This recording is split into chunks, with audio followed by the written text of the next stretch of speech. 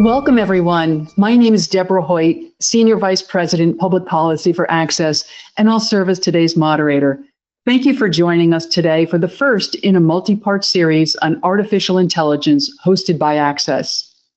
Over the course of this series, we'll explore how AI is reshaping home-based care, from fundamentals and governance to policy and regulatory compliance.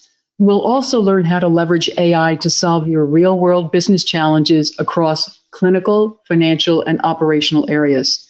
In this first session, you will gain a strong foundational knowledge around the basics of AI and the proper governance, compliance, and ethical practices to drive business efficiency and profitability.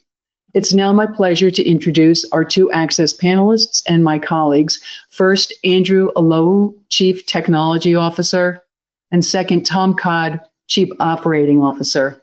Welcome, gentlemen. Thank you. Thanks, Deb. It's good to be on. Well, I'm glad you're here, and we're going to start with the basic foundational understanding of AI. We all hear about AI, but sometimes we're not really sure its applications in home-based care. So, Andrew, let's start with you. Given that data is showing that 45 to 60% of home health agencies are already adopting AI tools in some form, what distinguishes basic AI tools from more advanced systems? Thanks, Deb. That's a great question. So, firstly, I'm really excited about the rate of AI adoption in our industry. I think it's encouraging to see that more than half of home health agencies are already engaging with AI. That's positive news. It really signals a growing recognition of the potential of AI to improve care delivery, streamline operation, and address staffing challenges we've had. But like you mentioned, not all AI is created equal, right? I believe that understanding the difference between basic and advanced AI systems is the key to fully unlocking its potential. So basic AI tools are typically very assistive, right? They mostly focus on automating routine tasks for you, things like, auto scheduling based on a frequency and duration, auto populating your clinical notes, or maybe auto submitting your claims. Very basic assist tools. They're usually rule-based. They're narrow in what they do in their scope, and they're designed to reduce administrative burden and improve operational efficiency. They're a great starting point, I tell people. They're not transformative, but they're in today's landscape, they're table stakes. You really have to have them. Now, if you contrast that with more advanced AI systems, which I will call, or which we call adaptive AI, these systems go beyond automation. You've heard of generative AI, ChatGPT, most of you have used it, and you've heard of agentic AI, right? They learn from your data, from your behavior, they leverage machine learning and natural language processing to support clinical decision support, to support clinical decision making and personalize care plans and predict patient outcomes. They surface insights for you. So they're really, really good at doing things that you wouldn't otherwise do manually. So the people that build AI solutions should be people that know how to build, that really understand our industry. I've always believed that technology should adapt to the user, not the other way around. So AI is really good at this, and that's what excites me the most. It's really what we're building at Axxess as well. In fact, our AI is called Axxess Intelligence, and I know Tom will share more about it too. But we've seen quite an adoption also internally, with our clients as far as our AI features in our platform. And I'm really excited about two tools in particular. The first one is Ask Axxess, and the other one is our care prediction tool. I think AI holds a lot of promise, and we're seeing we're using it in these areas. So I'll just summarize very quickly. AI basic tools, basic AI tools are assistive. They help with efficiency, but they don't optimize over time. And advanced tools are adaptive. They pull data, they continuously learn, and help predict outcomes and streamline your operations. So the distinction between basic and advanced is more than technical. It's very strategic. So I would always recommend that providers understand this difference, and it will position them better for providing high quality care. Thank you, Andrew. That helped me understand it. I like the way that you talked about the basic and then moving on. But as a follow-up, are there some core capabilities that executives should look to understand or even demand as they move kind of beyond this initial phase and into the future? And how can perhaps you and Axxess guide them? I think as executives move beyond pilots, that I look for four core capabilities that they should demand from AI solutions. The first one is a deep integration. AI tools must be tightly embedded within the EMR or the back office system, and this will minimize disruption. It's going to reduce third-party risk because I believe if it's not integrated tightly, it's not scalable, right? The second thing is accuracy and transparency. AI is very powerful, but it's not infallible. Hallucinations are real. You should ask yourself, really, can you trace and trust every recommendation that an AI makes? What guardrails are in place to ensure that it's not fabricating or misinterpreting your data? This is critical because it helps with clinical safety and compliance. And then thirdly, I think it's scalability. I think as your organization grows, you want the AI to continue to perform. You want it to grow with you. So assess whether that AI can handle more data, more users, more complexity without breaking down or requiring you to completely overhaul it. So, and then the last one is adaptability. I'd mentioned adaptive AI earlier. The best AI systems learn and evolve. They don't just automate, they optimize. So executives should look for tools that continuously improve their outcomes, not just drive efficiency up. So I'll say just don't, in summary, I'll just say don't evaluate what AI does today, really. Assess how it integrates, how it learns, how it scales with your future. Because at Axxess, we care about our client success. So we provide them, our clients, with a truly intelligent system. So I'll stop there. Thank you, Andrew. That's great guidance. I appreciate that. And I think that one of the key words you just mentioned was compliance. I want to move on to Tom and let's explore secure and compliant AI as a strategy. So Tom, we hear that authorities are increasing their scrutiny on privacy, data breaches, and governance gaps. What are the key risks executives must anticipate as they're moving into AI strategies?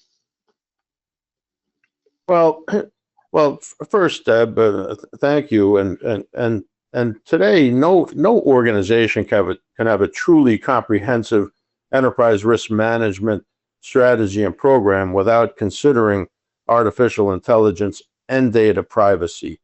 This is so critical because at Axxess and in my past life, I always have an overarching concern about reputation risk. And AI and data privacy both contain inherent risks.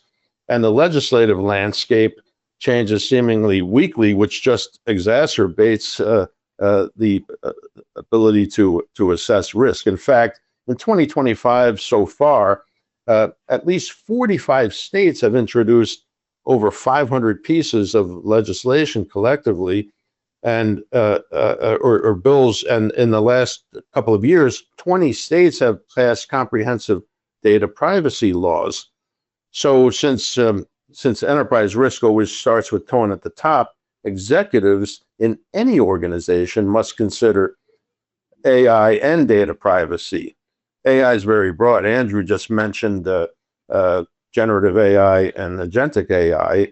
And generative AI, of course, captured the imaginations of everyone when it was launched in 2022.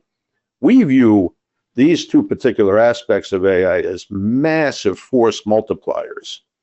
And so with respect to AI as it relates to risk and enterprise risk assessments, in January 2023, the National Institute of Standards and Technology, NIST, they introduced a risk management framework for AI. And the framework seeks to incorporate trustworthiness considerations into the design, development, and use and evaluation of AI products, services, and systems. And usually it really contains four components. First, govern. You have to be able to establish governance structures and policies for AI risk management. Secondly, to map. And that's identifying and assessing AI-related risks. Thirdly, measure, quantifying and evaluating risks. And then fourth, manage, implementing risk management strategies. So a framework is critical. In fact, I believe with respect to AI, you must have a framework. And in terms of mapping, a common risk to consider would include breach risk, data poisoning risk, untrustworthiness risk, generative AI system risk, you have input risk and output risk. So then in terms of measuring, you have to consider the four major types of attacks on AI systems, those being evasion attacks, you've got poisoning attacks, privacy attacks, and abuse attacks. And abuse attacks, it could be putting incorrect information into a legitimate source, but it's been compromised. Now, in terms of governing and mapping, it's really critical, Deb, to have an acceptable use policy which governs the acceptable use of the organization's technology, hardware, software, and data by employees and others.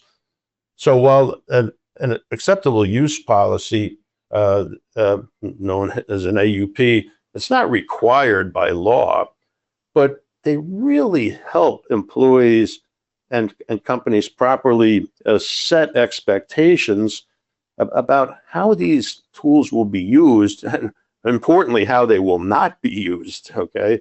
So that all parties know their rights and responsibilities.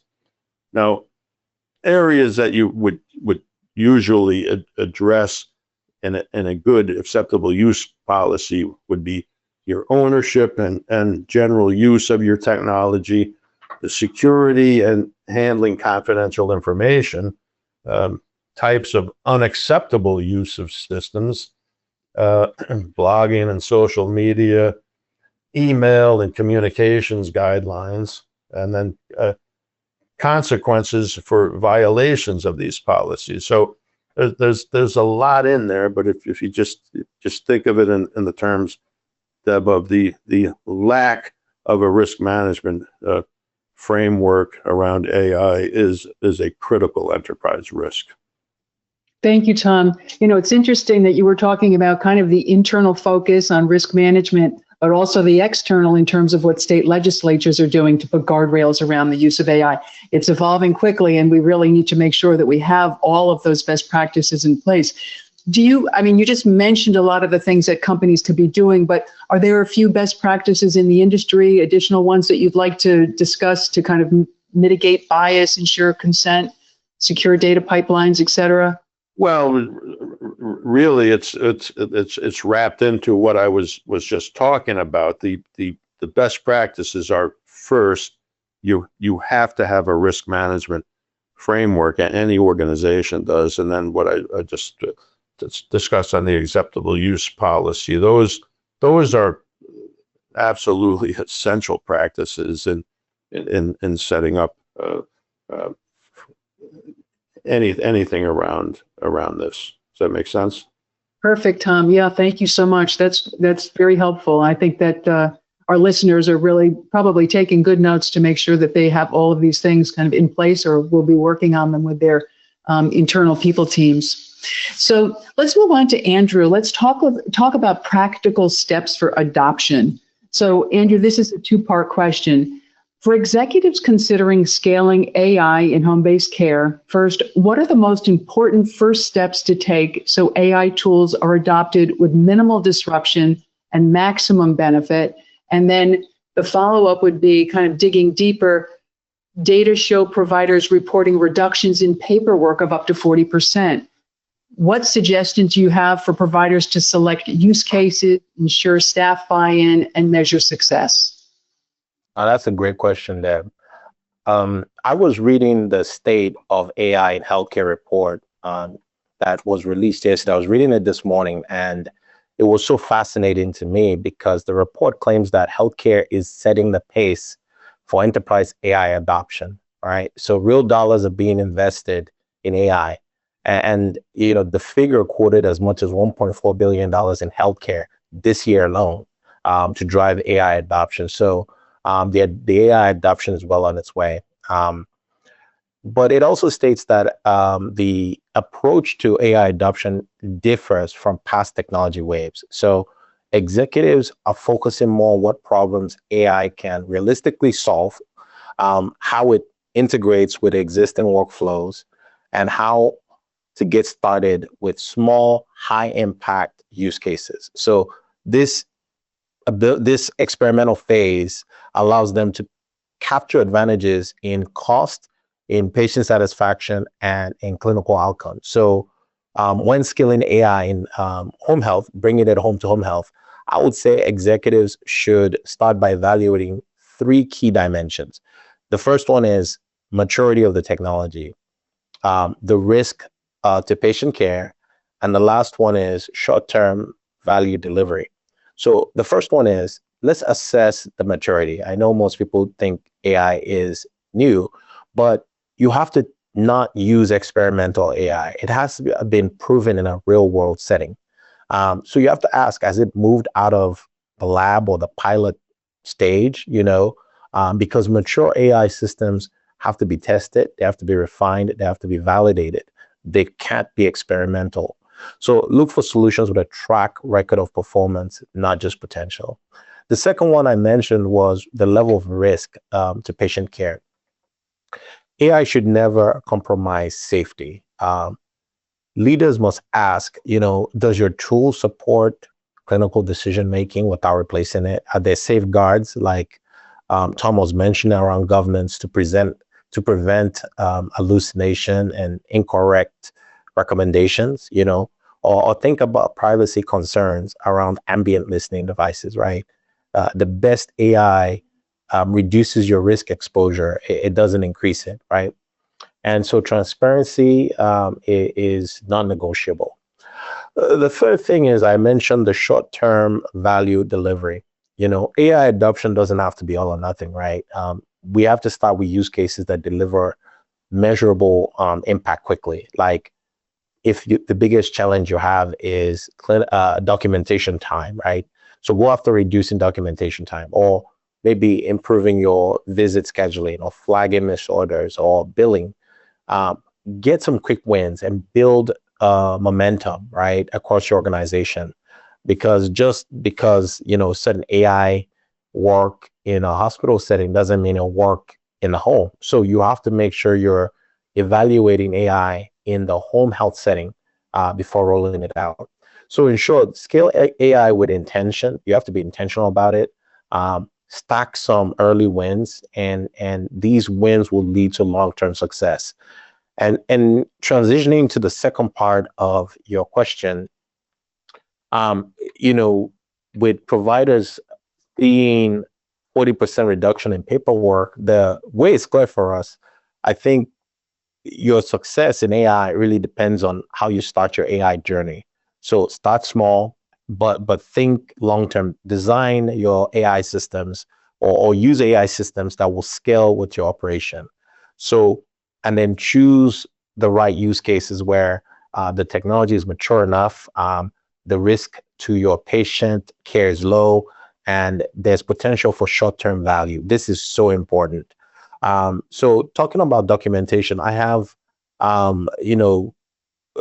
you want for documentation right now, clinical documentation, automating clinical documentation is a great example. It's proven, it's safe, it delivers immediate time savings. I think the second thing I would recommend is that you should engage your staff early. If you look at an innovation curve, you always have the innovators and the early adopters. So I'll tell providers that use your early adopters and your innovators to bring your late majority and your laggards into the future. You have to go after the people that are excited about technology. So your staff really must see AI as a partner, not a replacement, right?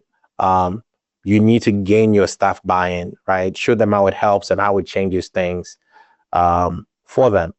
I have a friend, I want to share the story of a friend of mine. He's the CEO of a large chain in Texas. And, I was talking to him at a conference and, I was asking him about his software platform and his engagement with his staff. He said he would rather amputate his left arm than engage his staff about technology change. So there's not enough engagement there. I think you need a lot of staff engagement.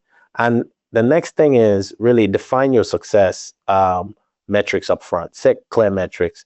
Go after 40% reduction in documentation. Go after 20% reimbursement, faster reimbursement cycle, and use those to build momentum. The last thing I'll honestly say that you need is to choose the right technology partner.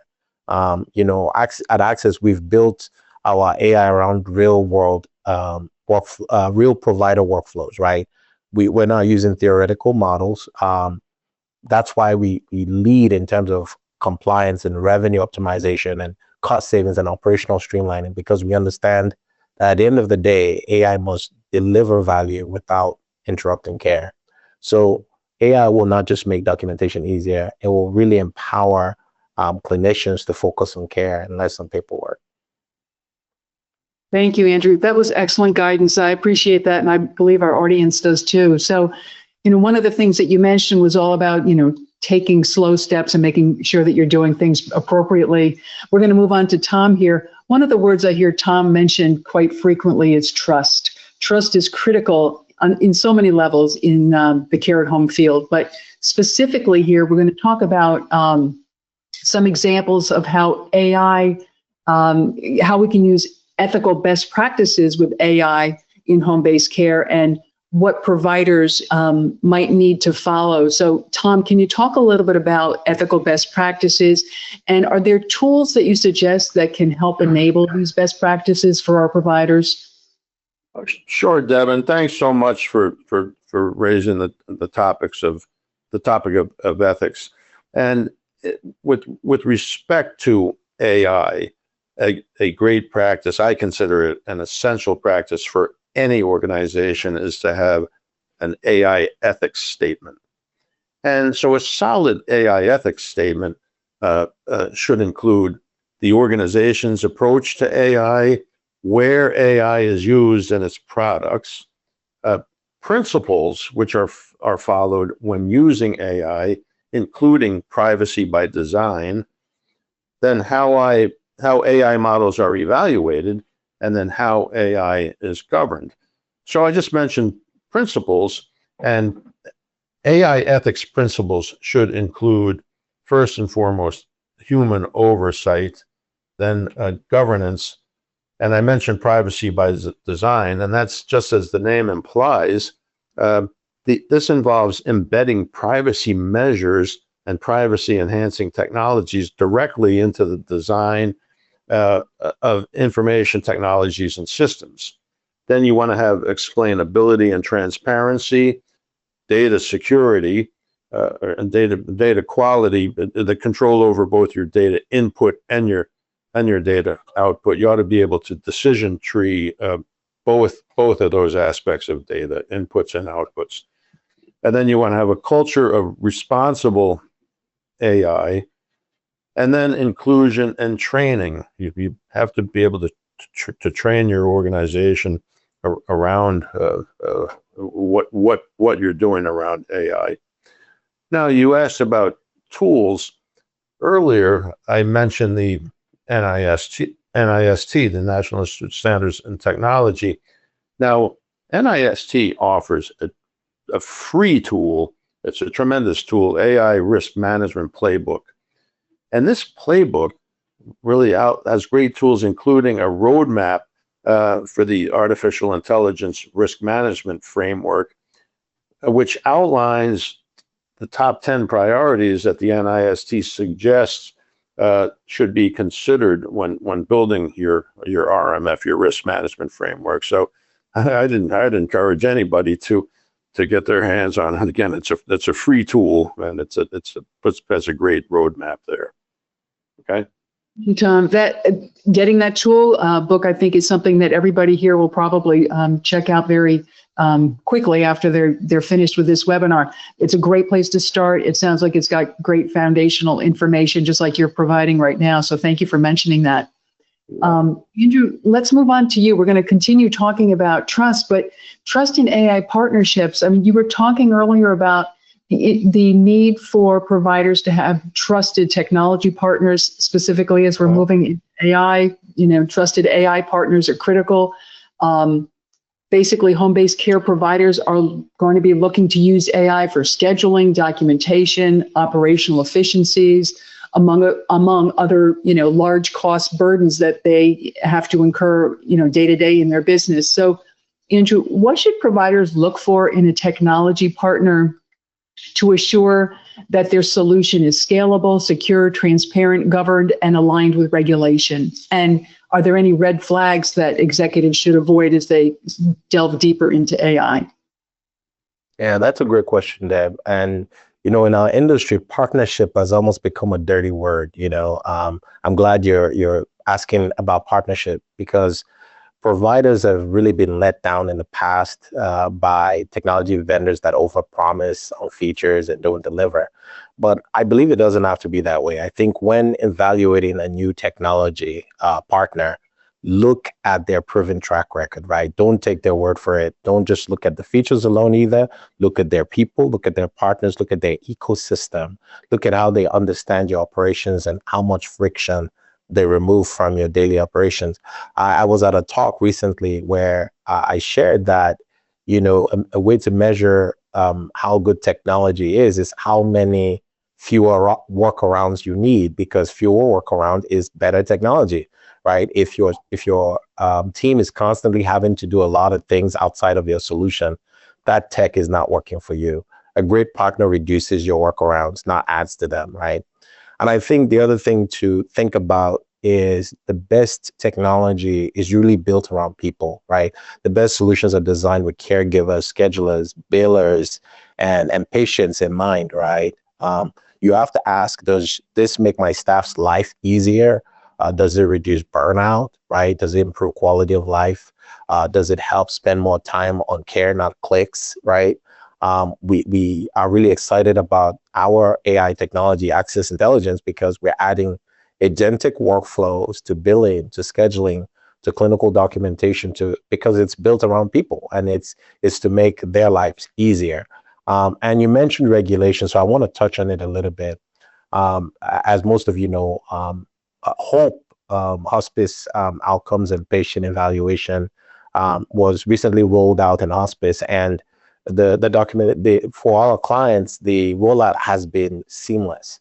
But I think back about to many years ago, over 20 years ago, when the Oasis instrument was introduced, it was a significant shift in how clinicians documented care and measured outcomes. So it wasn't quite as smooth. It was a bit chaotic, and clinicians, to be honest, struggled. And that's really what gave rise to created an opportunity for a technology partner like Axxess to emerge, because we're able to cut down on documentation time, we're able to increase compliance, we're able to fast track reimbursements. And so if you fast forward back to today and you look at the landscape, things are drastically different from over 20 years ago, right? Especially in light of the Hospice Hope instrument rolling out.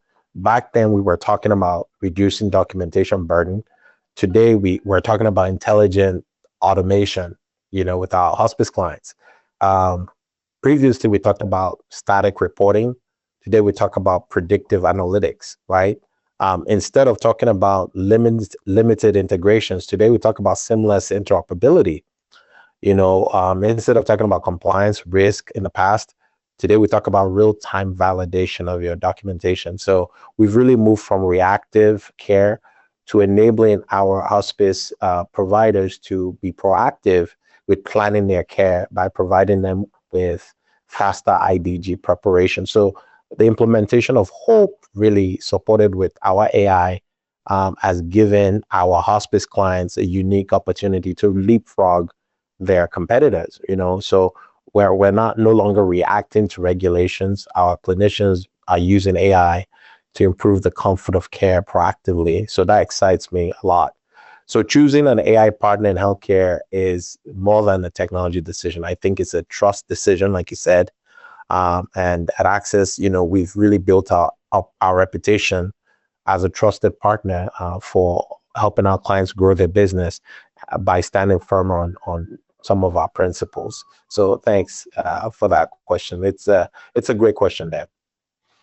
Thank you, Andrew. It's been quite a journey, right, for not only the providers, but the technology partners. And it's very exciting in terms of where we're moving in the future. I really like the proactive approach to making sure that, providers are using their clinicians and using their staff to at the highest level and, to the most efficient version of themselves. So thank you so much for that.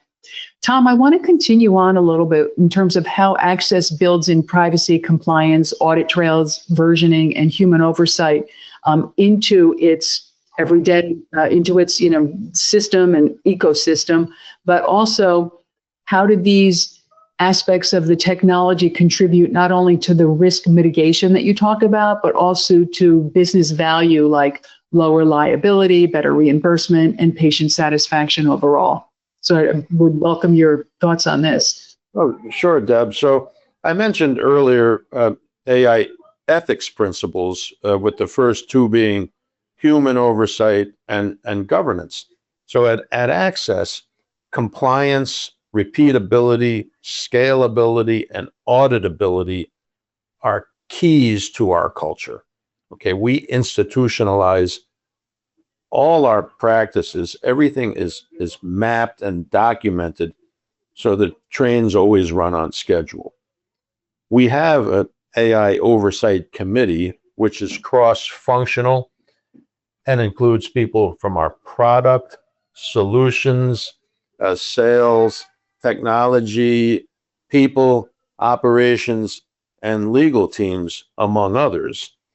And so the human oversight and governance, which I consider the top two principles, are so critically important. So you can always be assessing potential harms from AI systems. And if you think about the spectrum of potential harms, these would cover harm to people. So whether it's individual or a group or community or societal, okay, and then you have harm to an organization, whether it's business interruption, security breaches, monetary loss, and of course, I'm always concerned about reputation risk. So just think about just earlier this week when Amazon Web Services, AWS, crashed. And, so over 150 apps experience an outage over many hours, and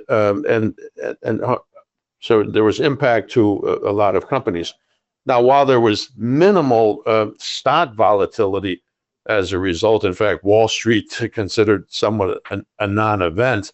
There was widespread business interruption, resulting in significant financial and operational losses for companies. But this outage created what's called negative externality.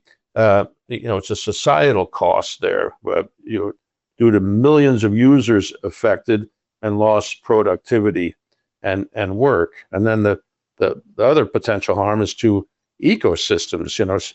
That's something top of mind to us at Axxess always, whether it be harm to interdependent segments, global financial system, the supply chain, the natural resources, or the environment. Okay, so we always have to think about the spectrum of the potential harms. Now, so you'd asked about how we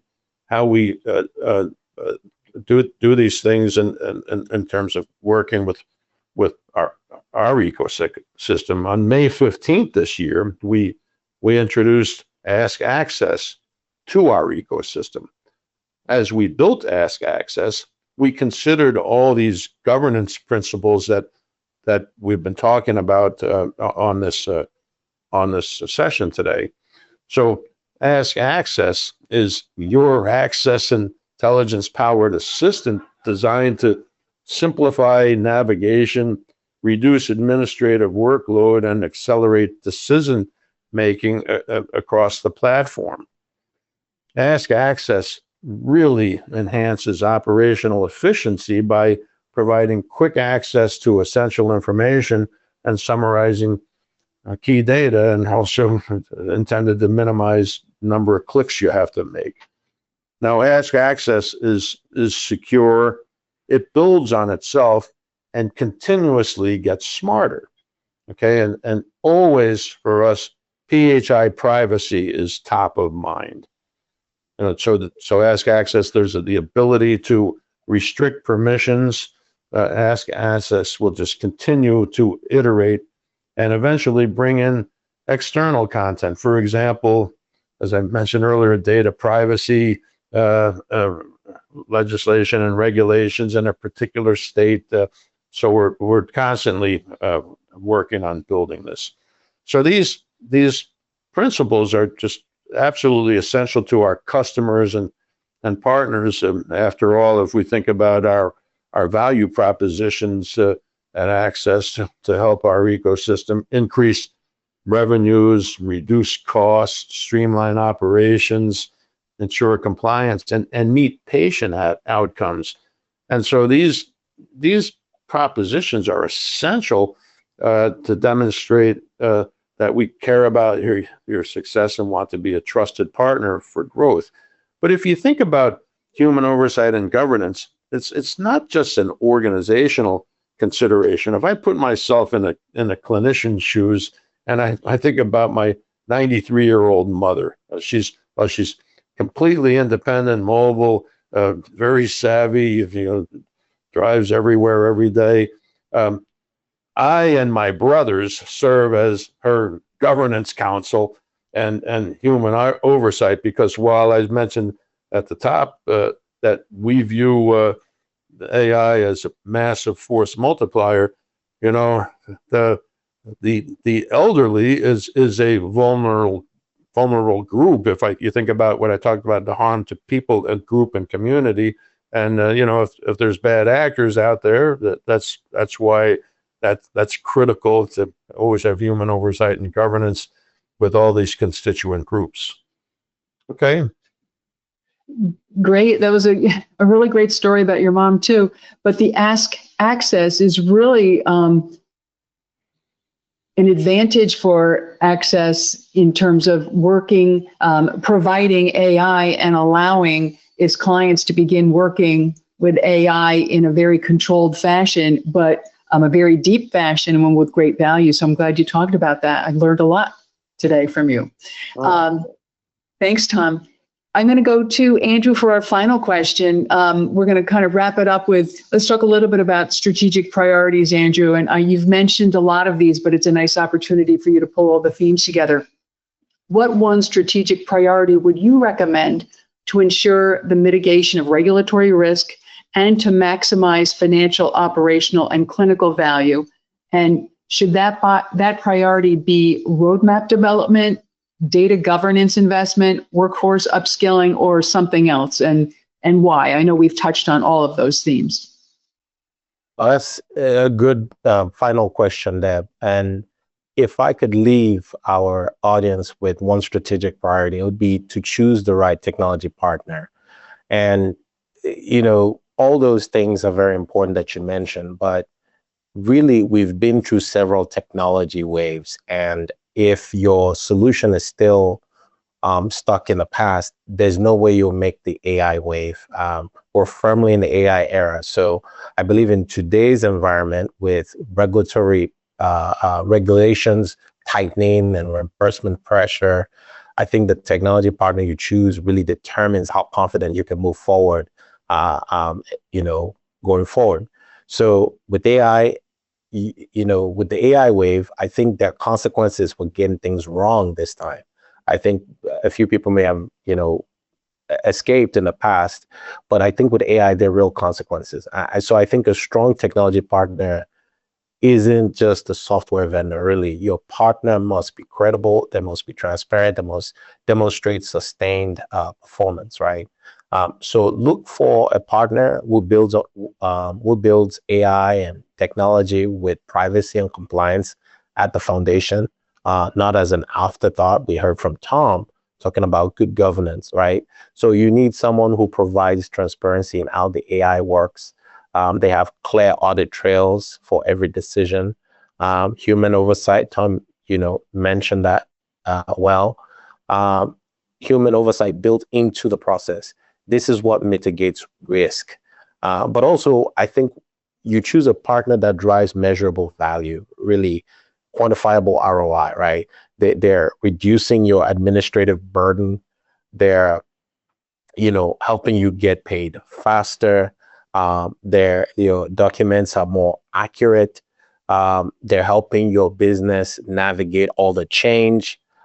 They're ultimately helping your team spend more time with patients, not paperwork. So, and remember, I mentioned earlier, no more workarounds. I think AI, in the AI age, you shouldn't be dealing with workarounds. So at Axxess, that's what we mean when we say we care about success, and when we believe that the future of care is in the home, and our mission is to help that. So we've designed our solutions to make switching seamless, compliance automatic, value creation immediate. So our clients focus on care while we handle and abstract the complexity behind it. So beyond solutions also, you need to have a technology partner that engages you at the human level to help you drive your AI adoption and to get you on that AI journey. And I'll just finish with this. The right technology partner should feel like an extension of your team. Someone that really helps you grow confidently, scale responsibly, and stay ahead of what's next. So I believe that's how you protect your organization today and really prepare it for the future. Thanks. Thanks, Andrew. That was a really nice way to wrap it all up. And a trusted partner, is probably the most critical. I really appreciate you talking a little bit about how that all comes together for clients that are doing business with Axxess. So thank you. So in closing, I want to thank both of you, Andrew Olowu and Tom Codd. Your insights were exceptional. They were grounded in both data and practice. For all of our viewers, this was the first in a series of webinars that Axxess is hosting on artificial intelligence. We hope you're going to join us for our next webinar, which you'll see promoted. The date is November 19th. We'll be talking about AI policy in care at home, the 3 R's: requirements, regulations, and roadmap. So we all learned today that AI is not optional, adoption is accelerating, and the difference between those who govern well, who build trust, and those who don't will increasingly determine competitive success. So we hope you check into our Axxess.com website, look up our Axxess Intelligence, learn a little bit more. And on behalf of Axxess, thank you for your time today. We look forward to continuing this journey with you on AI in our future webinars. Have a wonderful day. Thank you for joining Axxess On Demand. Visit Axxess.com for more on-demand videos, industry resources, blogs, and answers to frequently asked questions. Axxess, empowering care anytime, anywhere.